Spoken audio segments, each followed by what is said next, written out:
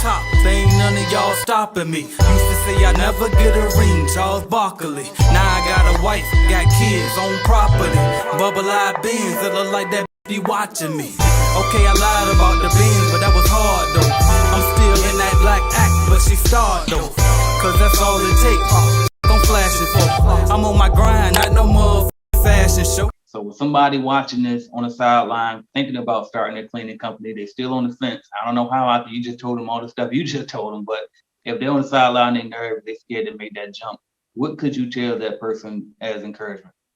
I think that to have belief in yourself, bet on yourself, find mentors such as yourself, join CBN Network.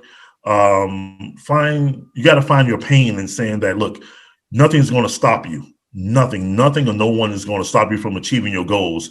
It may be difficult, yes, because anything worth having, you're gonna pay the price for it. But I think that to get off the fence,